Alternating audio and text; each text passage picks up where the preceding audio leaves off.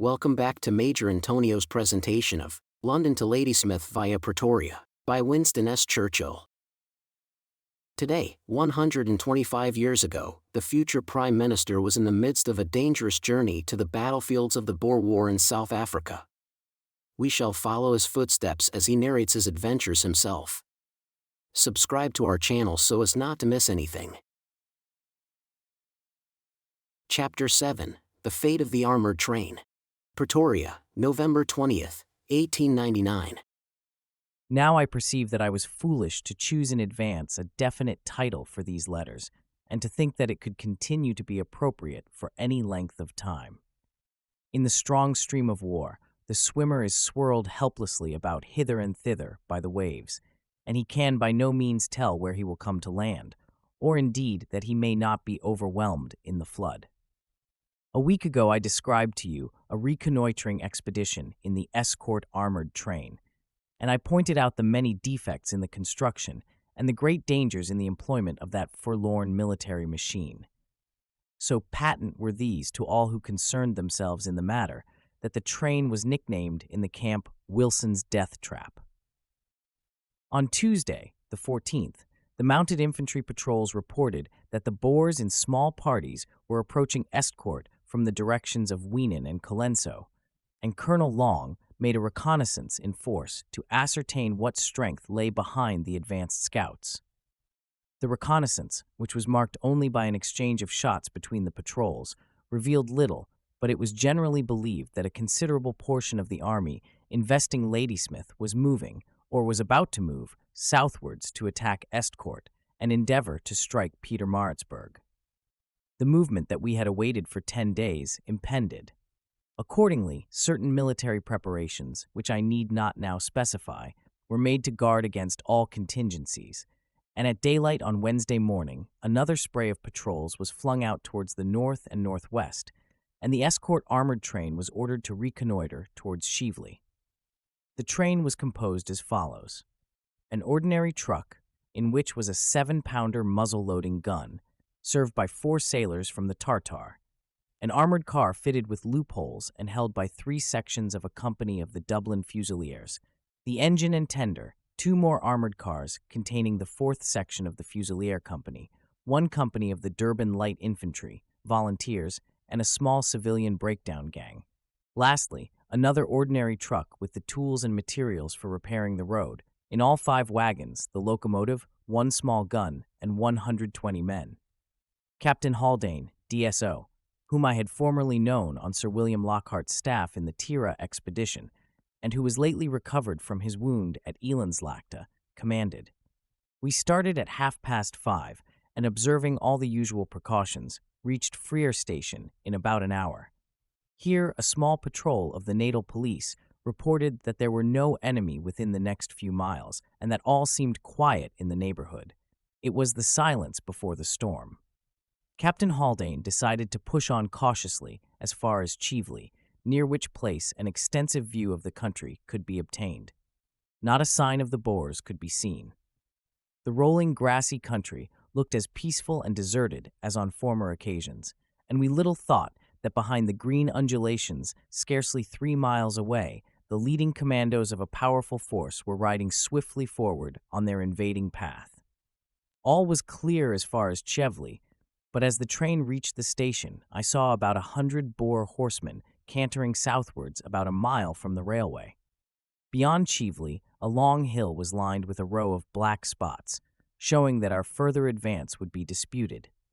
The telegraphist who accompanied the train wired back to Estcourt reporting our safe arrival, and that parties of Boers were to be seen at no great distance, and Colonel Long replied by ordering the train to return to Freer and remain there in observation during the day, watching its safe retreat at nightfall.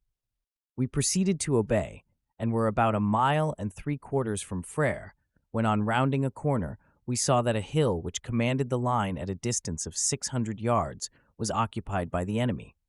So after all, there would be a fight, for we could not pass this point without coming under fire. The 4 sailors loaded their gun, an antiquated toy, the soldiers charged their magazines, and the train, which was now in the reverse of the order in which it had started, moved, slowly towards the hill. The moment approached, but no one was much concerned, for the cars were proof against rifle fire, and this ridge could at the worst be occupied only by some daring patrol of perhaps a score of men. Besides, we said to ourselves, they little think we have a gun on board. That will be a nice surprise. The Boers held their fire until the train reached that part of the track nearest to their position. Standing on a box in the rear armored truck, I had an excellent view through my glasses. The long, brown, rattling serpent with the rifles bristling from its spotted sides crawled closer to the rocky hillock on which the scattered black figures of the enemy showed clearly. Suddenly, 3 wheeled things appeared on the crest, and within a second, a bright flash of light, like a heliograph, but much yellower, opened and shut 10 or 12 times. Then 2 much larger flashes, no smoke nor yet any sound, and a bustle and stir among the little figures. So much for the hill. Immediately over the rear truck of the train, a huge white ball of smoke sprang into being and tore out into a cone like a comet. Then came the explosions of the near guns and the nearer shell. The iron sides of the truck tanged with a patter of bullets. There was a crash from the front of the train and half a dozen sharp reports. The Boers had opened fire on us at 600 yards with 2 large field guns, a Maxim firing small shells in a stream, and from riflemen lying on the ridge. I got down from my box into the cover of the armored sides of the car without forming any clear thought. Equally involuntarily, it seems that the driver put on full steam, as the enemy had intended. The train leapt forward, ran the gauntlet of the guns, which now filled the air with explosions, swung round the curve of the hill, ran down a steep gradient, and dashed into a huge stone, which awaited it on the line at a convenient spot. To those who were in the rear truck, there was only a tremendous shock, a tremendous crash, and a sudden full stop. What happened to the trucks in front of the engine is more interesting. The first, which contained the materials and tools of the breakdown gang and the guard who was watching the line, was flung into the air and fell bottom upwards on the embankment. I do not know what befell the guard, but it seems probable that he was killed. The next, an armored car crowded with the Durban light infantry, was carried on 20 yards and thrown over on its side, scattering its occupants in a shower on the ground. The third wedged itself across the track, half on and half off the rails. The rest of the train kept to the metals. We were not long left in the comparative peace and safety of a railway accident. The Boer guns, swiftly changing their position, reopened from a distance of 1,300 yards before anyone had got out of the stage of exclamations. The tapping rifle fire spread along the hillside until it encircled the wreckage on 3 sides, and a third field gun came into action from some high ground on the opposite side of the line. To all of this, our own poor little gun endeavored to reply, and the sailors, though exposed in an open truck, succeeded in letting off 3 rounds before the barrel was struck by a shell, and the trunnions, being smashed, fell altogether out of the carriage. The armored truck gave some protection from the bullets, but since any direct shell must pierce it like paper and kill everyone, it seemed almost safer outside, and wishing to see the extent and nature of the damage, I clambered over the iron shield and, dropping to the ground, ran along the line to the front of the train. As I passed the engine, another shrapnel shell burst immediately, as it seemed, overhead, hurling its contents with a rasping rush through the air. The driver at once sprang out of the cab and ran to the shelter of the overturned trucks. His face was cut open by a splinter, and he complained in bitter, futile indignation. He was a civilian. What did they think he was paid for? To be killed by bombshells? Not he. He would not stay another minute. It looked as if his excitement and misery, he was dazed by the blow on his head, would prevent him from working the engine further. And as only he understood the machinery, all chances of escape seemed to be cut off. Yet when I told this man that if he continued to stay at his post, he would be mentioned for distinguished gallantry in action, he pulled himself together, wiped the blood off his face, climbed back into the cab of his engine, and thereafter during the one-sided combat did his duty bravely and faithfully. So strong is the desire for honor and repute in the human breast. I reached the overturned portion of the train uninjured. The volunteers who, though severely shaken, were mostly unhurt, were lying down under such cover as the damaged cars and the gutters of the railway line afforded. It was a very grievous sight to see these citizen soldiers, most of whom were the fathers of families, in such a perilous position. They bore themselves well, though greatly troubled, and their major, whose name I have not learned, directed their fire on the enemy. But since these, lying behind the crests of the surrounding hills, were almost invisible, I did not expect that it would be very effective. Having seen this much, I ran along the train to the rear armored truck and told Captain Haldane that in my opinion the line might be cleared. We then agreed that he with musketry should keep the enemy's artillery from destroying us, and that I should try to throw the wreckage off the line, so that the engine and the 2 cars which still remained on the rails might escape. I am convinced that this arrangement gave us the best possible chance of safety, though at the time it was made the position appeared quite hopeless. Accordingly, Haldane and his fusiliers began to fire through their loopholes at the Boer artillery, and, as the enemy afterwards admitted, actually disturbed their aim considerably. During the time that these men were firing from the truck, 4 shells passed through the armor, but luckily not one exploded until it had passed out on the further side. Many shells also struck and burst on the outside of their shields, and these knocked all the soldiers on their backs with the concussion. Nevertheless, a well-directed fire was maintained without cessation. The task of clearing the line would not, perhaps, in ordinary circumstances, have been a very difficult one. But the breakdown gang and their tools were scattered to the winds, and several had fled along the track or across the fields. Moreover, the enemy's artillery fire was pitiless, continuous, and distracting. The affair had, however, to be carried through. The first thing to be done was to detach the truck half off the rails from the one completely so. To do this, the engine had to be moved to slacken the strain on the twisted couplings. When these had been released, the next step was to drag the partly derailed truck backwards along the line until it was clear of the other wreckage, and then to throw it bodily off the rails.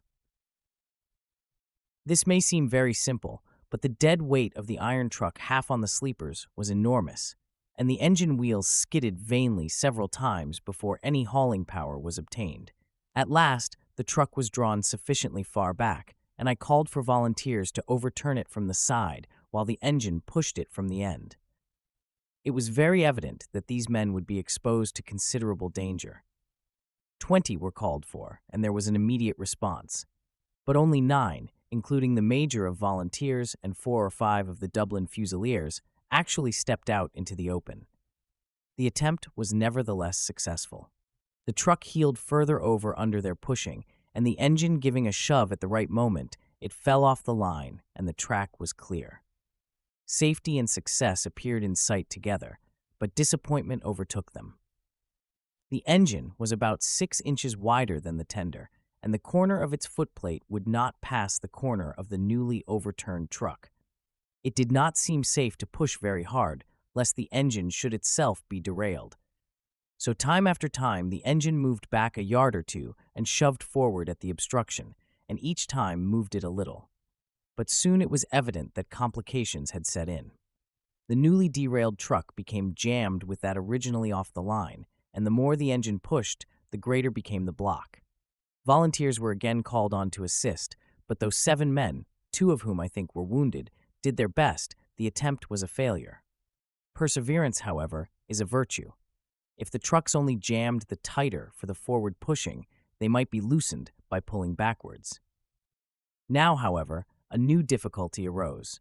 The coupling chains of the engine would not reach by 5 or 6 inches those of the overturned truck. Search was made for a spare link. By a solitary gleam of good luck, one was found. The engine hauled at the wreckage, and before the chains parted, pulled it about a yard backwards. Now, certainly, the line was clear at last. But again the corner of the footplate jammed with the corner of the truck, and again we came to a jarring halt. I have had, in the last 4 years, the advantage, if it be an advantage, of many strange and varied experiences, from which the student of realities might draw profit and instruction. But nothing was so thrilling as this. To wait and struggle among these clanging, rending iron boxes, with the repeated explosions of the shells and the artillery, the noise of the projectiles striking the cars, the hiss as they passed in the air, the grunting and puffing of the engine. Poor, tortured thing, hammered by at least a dozen shells, any one of which, by penetrating the boiler, might have made an end of all. The expectation of destruction as a matter of course, the realization of powerlessness, and the alternations of hope and despair. All this for 70 minutes by the clock, with only 4 inches of twisted ironwork to make the difference between danger, captivity, and shame on the one hand, safety, freedom, and triumph on the other.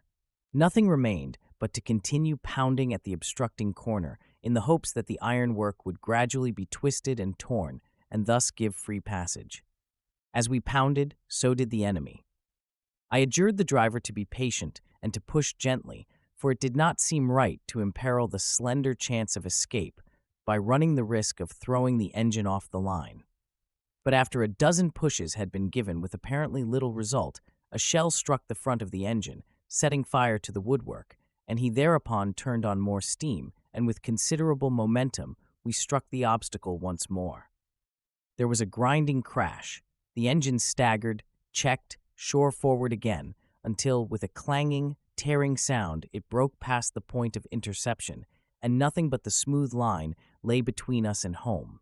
Brilliant success now seemed won, for I thought that the rear and gun trucks were following the locomotive, and that all might squeeze into them, and so make an honorable escape. But the longed-for cup was dashed aside. Looking backward, I saw that the couplings had parted or had been severed by a shell, and that the trucks still lay on the wrong side of the obstruction, separated by it from the engine. No one dared to risk imprisoning the engine again by making it go back for the trucks, so an attempt was made to drag the trucks up to the engine. Owing chiefly to the fire of the enemy, this failed completely, and Captain Haldane determined to be content with saving the locomotive. He accordingly permitted the driver to retire along the line slowly, so that the infantry might get as much shelter from the ironwork of the engine as possible. And the further idea was to get into some houses near the station, about 800 yards away, and there hold out while the engine went for assistance. As many wounded as possible were piled onto the engine, standing in the cab, lying on the tender, or clinging to the cowcatcher. And all this time the shells fell into the wet earth, throwing up white clouds, burst with terrifying detonations overhead, or actually struck the engine and the iron wreckage. Besides the 3 field guns, which proved to be 15-pounders, the shell-firing Maxim continued its work, and its little shells, discharged with an ugly thud, thud, thud, exploded with startling bangs on all sides. One, I remember, struck the footplate of the engine scarcely a yard from my face, lit up into a bright yellow flash, and left me wondering why I was still alive. Another hit the coals in the tender, hurling a black shower into the air. A third, this also I saw, struck the arm of a private in the Dublin Fusiliers. The whole arm was smashed to a horrid pulp, bones, muscle, blood, and uniform all mixed together. At the bottom hung the hand, unhurt, but swelled instantly to 3 times its ordinary size. The engine was soon crowded and began to steam homewards, a mournful, sorely battered locomotive, with the woodwork of the firebox in flames and the water spouting from its pierced tanks. The infantrymen straggled along beside it at the double. Seeing the engine escaping the Boers increased their fire, and the troops, hitherto somewhat protected by the iron trucks, began to suffer. The major of volunteers fell, shot through the thigh. Here and there men dropped on the ground, several screamed, this is very rare in war, and cried for help. About a quarter of the force was very soon killed or wounded. The shells which pursued the retreating soldiers scattered them all along the track. Order and control vanished. The engine, increasing its pace, drew out from the thin crowd of fugitives and was soon in safety. The infantry continued to run down the line in the direction of the houses, and in spite of their disorder, I honestly consider that they were capable of making a further resistance when some shelter should be reached. But at this moment, one of those miserable incidents, much too frequent in this war, occurred. A private soldier who was wounded, in direct disobedience of the positive orders that no surrender was to be made, took it on himself to wave a pocket handkerchief. The Boers immediately ceased firing, and with equal daring and humanity, a dozen horsemen galloped from the hills into the scattered fugitives, scarcely any of whom had seen the white flag, and several of whom were still firing, and called loudly on them to surrender. Most of the soldiers, uncertain what to do, then halted, gave up their arms, and became prisoners of war. Those further away from the horsemen continued to run and were shot or hunted down in twos and threes, and some made good their escape. For my part, I found myself on the engine when the obstruction was at last passed and remained there jammed in the cab next to the man with the shattered arm. In this way I traveled some 500 yards and passed through the fugitives, noticing particularly a young officer, Lieutenant Franklin, who with a happy, confident smile on his face was endeavoring to rally his men. When I approached the houses where we had resolved to make a stand, I jumped onto the line in order to collect the men as they arrived, and hence the address from which this letter is written. For scarcely had the locomotive left me than I found myself alone in a shallow cutting, and none of our soldiers, who had all surrendered on the way, to be seen. Then suddenly there appeared on the line at the end of the cutting 2 men not in uniform. Plate layers, I said to myself, and then, with a surge of realization, Boers.